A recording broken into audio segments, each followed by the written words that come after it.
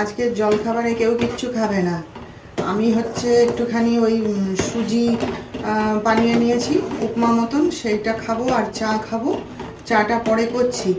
আর এই যে দুধটা এসে গেছিলো, দুধটা একটু ফুটিয়ে নিচ্ছি। আমার ছেলে কফি আর বিস্কুট খাবে, আর কিচ্ছু খাবে না। আর ডাক্তার সাহেব তো অসুস্থ হয়ে পড়েছে, সে তো দেখি জিজ্ঞেস করি কফি টফি খাবে কি না। না হলে এমনি জিজ্ঞেস করে এসছি কী খাবে, বলে কিচ্ছু খাবো না, সে শুয়ে আছে। ব্যাস এই হচ্ছে আজকে আমাদের সকালের অবস্থা। এই যিশুকে দিয়ে কফিটা করে দিই, দিয়ে তারপর নিজের জন্য একটু চা বসাবো, তারপর খাবো। নমস্কার, আজকের ভিডিওটা শুরু করলাম। এখন বাজে হচ্ছে প্রায় বেলা 12টা, প্রায় কি 12টা বেজে আরও অনেকটা হয়ে গেছে। সেই জন্যই আর গুড মর্নিং জানালাম না, কারণ এখন আর গুড মর্নিং নেই। তো আজকে সকাল থেকে নিজেরও শরীরটা খুব একটু ভালো নেই, আর ডাক্তার সাহেব তো অসুস্থই, তার নাক দিয়ে জল ঝরছে ক্রমাগত, জ্বর গায়ে, সে আর উঠতে পারেনি, শুয়ে পড়ে আছে। আজকে তিনজনেই মানে বাড়িতেই রয়েছি আমরা, তো সেই জন্যই কাজটা একটু বেশি। তো সকাল থেকে আর কথা টথা বলিনি, জল খাবার তো খেয়েছি, আপনাদের তো দেখালাম। আর তারপরে ওই পুজো আচার সেরে তারপরে ঘরটরগুলো একটুখানি ওই সব গরম জামা কাপড় টাপড়গুলো বের করেছি তো বক্সের ভেতর থেকে, বের করে এক জায়গায় নাই করে রেখে দিয়েছিলাম। তো সেগুলোকে তো গুছিয়ে রাখতে হবে না, নইলে ঘর কি আর ঘর থাকে বলুন। তো সেইগুলো সকাল থেকে একটুখানি গোছ গাছ করলাম, একটু পরিষ্কার পরিচ্ছন্ন করলাম। তারপরে তো এবার আছে সংসারের কাজ, সেই সব সেরে টেরে এই যে রান্নায় ঢুকেছি, একটু তাড়াতাড়ি রান্না করি। তো কালকে কি জানি কেন সারা রাত্রি আমার খুব পেট ব্যথা করেছে, আর সেই জন্যেই সকালে উঠে আজকে আর যেন কাজ করতে ইচ্ছে করছে না, ভালো লাগছে না জানেন তো। কিন্তু কি করবো বলুন, করতেই হবে, নইলে আমার করবে কি। তো সেই সব নিয়েই মানে আর আপনাদের সঙ্গে ভালো করে কথা বলার সময় পাইনি। তো এই চটপট একটুখানি আলু পোস্ত ডাল করব, করে ব্যাস রান্না শেষ করে দেবো। তো যাই হোক, চলুন সঙ্গে থাকুন আমার, দেখতে। এই দেখুন আলু পোস্ত তুলে দিয়েছি, বাকি সব রান্না হয়ে গেছে। এটা হয়ে গেলে একটু মাছ ভাজা করবো, করে রান্না শেষ। ওই এক কড়াইতেই করে নিই আর কি, কারণ কাজের লোকে মাঝে তো অতগুলো কড়াই বের করলে সে বিরক্ত হয়, ওই জন্য ওই কড়াইটাই ধুয়ে ধুয়ে কোনো রকমে করে নিই আর কি।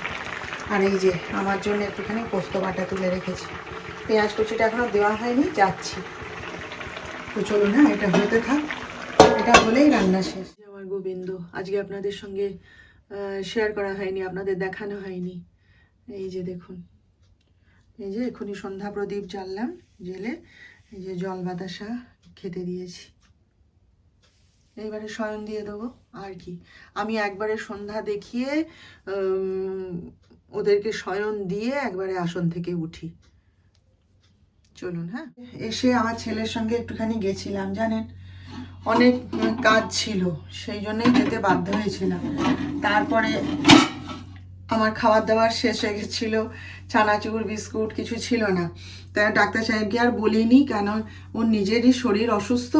সকালবেলায় তো কী অবস্থা, তার মধ্যে আবার নার্সিংহোম থেকে ডাক এসছে দেখে কোনো রকমে দুটো ভাত খেয়ে দৌড়ালো, এখনো পর্যন্ত বাড়ি আসেনি। আবার রিহার্সালে যাবে কি না কে জানে, জানি না কিছু, সেই জন্য তাকে আর ঘাটাইনি। বাড়িতে আসতে ছেলেকে বললাম, তো বলে চলো যাই। আরও অনেক কাজ ছিল অনেক রকম, তা একবারে রুটি নিয়ে চলে এসেছি জানেন। যিশুই বললো, বলে মা আর ঝামেলা করতে হবে না, বেরিয়েছি যখন, চলো একবারে রুটি নিয়ে বাড়ি চলে যাই। তো এই আর কি, অনেক কাজ ছিল, টুকিটাকি এদিক ওদিক সেদিক। ও অত না মানে পায়ে হেঁটে আর টোটো নিয়ে ঘুরে কাজ করা যায় না। ওই যিশুর সঙ্গে গিয়েছি, ভালোই হয়েছে জানেন, বাইক নিয়ে এদিক ওদিক ছুটে ছুটে ছুটে ছুটে কাজ করে বেরিয়ে চলে এসেছি। আসার পথে আমার ছেলের তো ফুচকা প্রিয়, সে আবার ফুচকা কিনলো। তারপরে আবার কি তার ঠাকুমা আবার কি ভাই ফোটায় ওদেরকে প্রত্যেকবার খাওয়ায়, তো প্রত্যেক বছর ভাই ফোঁটা দেয়, দিয়ে খাওয়ায়। তো এবছর খাওয়াতে পারেনি, তাই কি পিৎজা খাইয়েছে। দিয়ে যাই হোক এই সমস্ত করে টোরে ও তারপরে একটুখানি দই কিনলাম, কেন কি সেদিনকে ওই যে 2 প্যাকেট দুধ নিয়ে এসেছিলাম, তা সেই একটা দুধের প্যাকেটে দই পেতেছিলাম, আর আরেকটা দুধ আজকে এবার দই পাতবো।